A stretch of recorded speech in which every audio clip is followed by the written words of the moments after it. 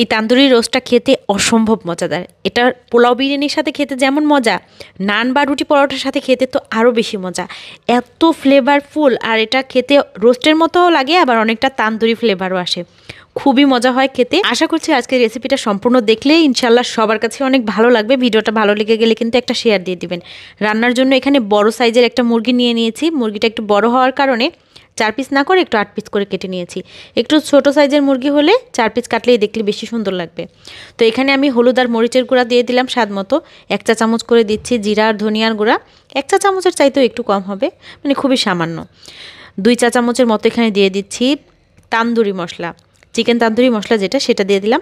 একটু গরম মশলার গুঁড়া দিয়ে দিলাম, আধা চা চামচের মতো হবে। 2 টেবিল চামচের মতো টক দই দিয়ে দিচ্ছি। 2 চা চামচের মতো দিচ্ছি চিলি ফ্লেক্স।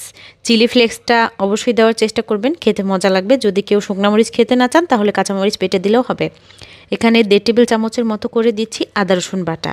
সাথে দিচ্ছি প্রায় 3 থেকে 3.5 টেবিল চামচের মতো হবে বাদাম বাটা। যে কোনো বাদাম এখানে বেটে নিলেই হবে। বাদামের সাথে আমার এখানে একটু পেঁয়াজও আছে, অল্প বাদাম ব্লেন্ড হতে চায় না, এই জন্য সাথে কিছু পেঁয়াজও দিয়ে দিয়েছি। তো পেঁয়াজ আর বাদাম মিলিয়ে প্রায় 4 টেবিল চামচের মতো এখানে আছে আর কি। 2 টেবিল চামচের মতো দিচ্ছি চিলি সস। আমি বেস্টে চিলি সস ব্যবহার করি, এটার কালারটাও সুন্দর হয়, খেতেও মজা লাগে। চিলি সস না থাকলে একটু টমেটো সস দিলেও হবে। 1 চা চামচের মতো দিয়ে দিলাম সাদা আর কালো গোলমরিচ একসাথে গুঁড়া করে রেখেছিলাম ওই মিশ্রণটা। এখন এগুলোকে ভালো করে হাত দিয়ে মেখে আধা ঘন্টার জন্য একটু ম্যারিনেট করে রাখতে পারলে সবচেয়ে ভালো হয়। দেশি মুরগি হলে একটু 1 ঘন্টা রাখতে হবে, আর ফার্মের চিকেন হলে কম সময় রাখলে হবে। কিছুক্ষণ ম্যারিনেট করে রাখার পরে চুলায় প্যান গরম করে নিয়েছি, তার মধ্যে একটু তেল দিয়েছি। খুব বেশি তেল না, এখানে ভাজার জন্য যতটুকু তেল লাগবে আর কি, খুব কড়া করে ভাজা লাগবে না, অল্প তেলেই এটা হয়ে যাবে। তো তেলের মধ্যে চিকেনগুলো সব বিছিয়ে দিয়েছি, মশলাটা কিন্তু রেখে দিয়েছি। মশলা চিকেনের সাথে দিইনি, মশলাটা ঝেড়ে ঝেড়ে শুধু চিকেনটা দিয়েছিলাম। তা থেকেই ঢেকে 5 মিনিট রান্না করার পরেই দেখেন কতটা পানি বের হয়ে এসেছে। এই পানিটাকে কিছুক্ষণ ঢেকে রান্না করব মিডিয়াম আঁচে, খুলে দিয়ে আবার একটু নেড়ে দিয়ে আবারও ঢেকে রাখবো। আর যে মশলাটার মধ্যে আমি চিকেনটা মেখেছিলাম, সেই মশলাটুকু যে রয়ে গেছে তার মধ্যে একটু গরম মশলার গুঁড়া দিয়ে দিলাম, আর একটু রোস্টের মশলা দিয়েছি। আমেরিকান গার্ডেনের তান্দুরি সসটা আমি ব্যবহার করি, এজন্য এটা আমার কাছে সবসময় থাকে। ওইখান থেকে 1.5 চা চামচের মতো দিয়ে দিয়েছি। 2 চা চামচের মতো গুঁড়া দুধ দিলাম, একটুখানি চিনি আর লবণ যদি প্রয়োজন হয় লবণ দিতে হবে। তারপর আরও একটু পানি দিয়ে দিয়েছি, যাতে করে এটা খুব সুন্দরভাবে কুক হয়ে যায়। এই পরিমাণে পানি দিয়ে আমি এটা মশলাটাকে মেখে রেখে দিলাম। আর এইদিকে চিকেনগুলো কিন্তু একটা পাশ বাদামি রং ধরতে শুরু করেছে। একটু গাঢ় বাদামি রং হয়ে গেলেই সবগুলো চিকেন উল্টে দিচ্ছি। আর এ পর্যায়ে কিন্তু চিকেনটা অনেকটা সেদ্ধ হয়ে গেছে, তাই আর ঢেকে দিচ্ছি না। পানিটুকু এমনিতেই ঢাকনা ছাড়া অবস্থায় টানিয়ে নিচ্ছি।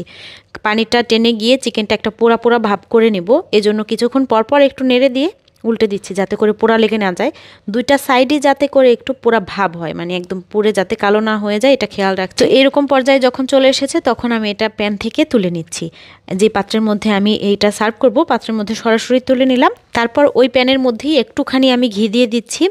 ঘি দিতে না চাইলে তেল দিয়েও করা যাবে।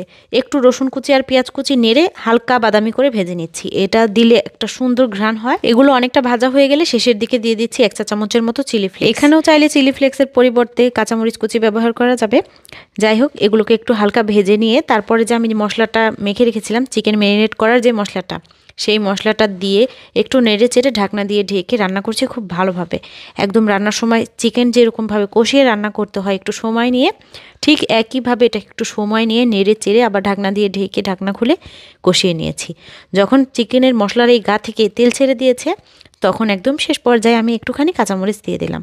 একটা সুন্দর স্মেল হবে, দেখতেও ভালো লাগবে। এখন এই মিশ্রণটা আমি চিকেনের গায়ের উপরে দিয়ে দিচ্ছি। এটাকে আর চুলায় দিতে হবে না, এখন চিকেনের সাথে এটা একটু মাখামাখি করে দিয়ে দিলেই কিন্তু সার্ভ করা যাবে। এত মজা এটা খেতে, ভীষণ ভালো লাগে। পোলাওয়ের সাথে তো অনেক মজা লেগেছে, পরোটার সাথে, তারপর নানের সাথে খেতে অনেক বেশি ভালো লাগবে। আজকের ভিডিওটা এ পর্যন্তই ছিল। দেখা হবে ইনশাল্লাহ পরের ভিডিওতে অন্য কোনো আয়োজন নিয়ে। সে পর্যন্ত ভালো থাকবেন সবাই। আসসালামু আলাইকুম।